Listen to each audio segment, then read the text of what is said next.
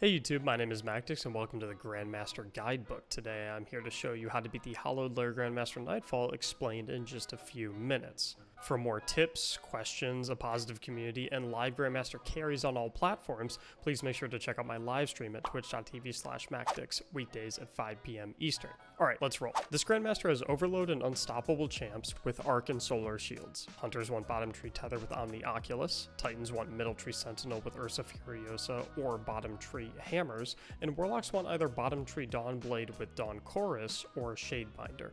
For weapons, a lot of stuff works here.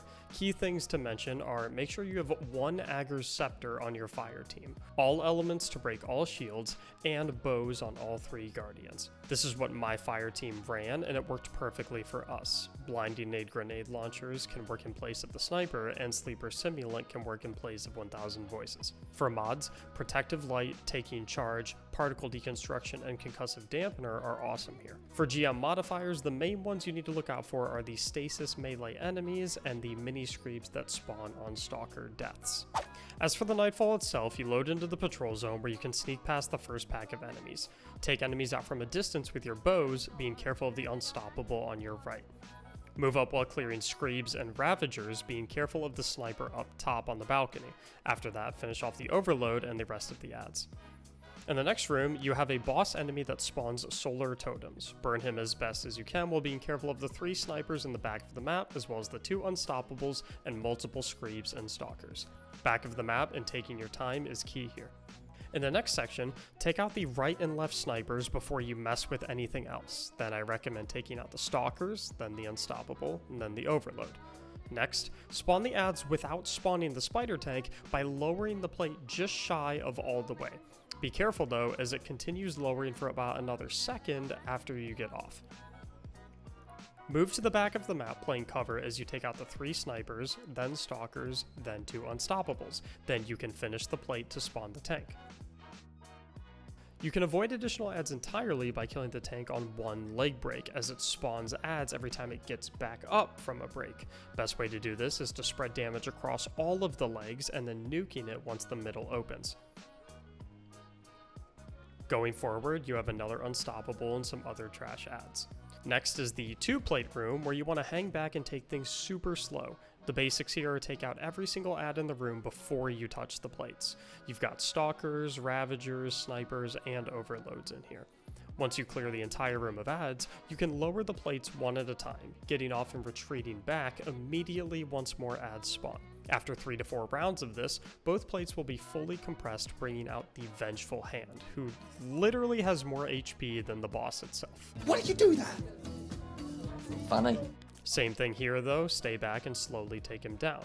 You will have 2 Overload Captains and other adds spawn as you drop his health, but as long as you stick back and take things slow, you'll be perfectly fine. Proceed forward after killing him and take out the snipers from the back on the left and right. Next, go to the far right to take out the Overload safely. Proceed to the bridge and use your supers and grenades to melt everything on the bridge, being careful of the snipers on the balcony. Once the 2 Unstoppables spawn, kite them back as you kill them. Proceed to the boss room, where things honestly seem harder than they actually are. The key here is boss HP and add management. You want to take boss damage super slow, as damaging the boss brings out additional adds, activates his tether, and immunity intermission phases. Here's an infographic that shows all of the phases of the boss based on his HP. You can take a picture of this if you want to, and use it in your Grandmaster Nightfall runs. You don't need to know it by heart, but it can be nice to have around. The gist of things is to take the boss down slowly, and anytime adds spawn, immediately stop damaging the boss until you kill every single add. During intermission phases, while the boss is gone, let the supers fly. The first intermission phase has 2 waves of adds with an Overload, while the second intermission phase has 3 waves of adds with an Unstoppable. Couple tips for the boss room: his staff one-shots, so make sure you are always behind cover.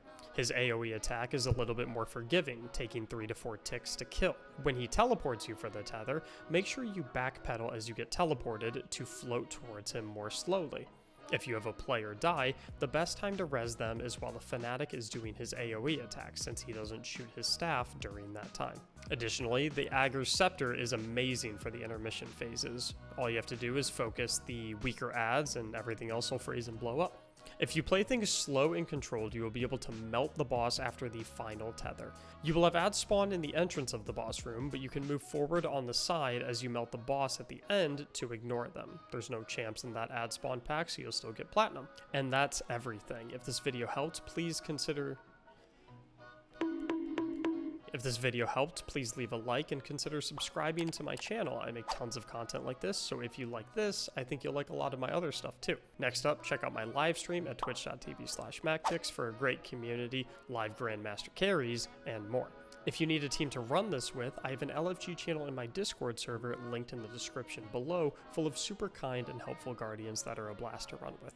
And finally, I'm working on a special project that I could really use your help with. My favorite part of making these guides is when folks tell me that because of them, they were able to beat a hard GM or get Conqueror entirely. So please take a clip of a clutch moment from one of your Grandmaster runs, or your fire team celebrating after you beat one, or maybe just you and your friends emoting while you wear your brand new Conqueror seals. Then upload that clip to the link in the description. I'm making a compilation of all these awesome moments to celebrate everyone's triumphs. Thank you so much for watching, and as always, have a great day.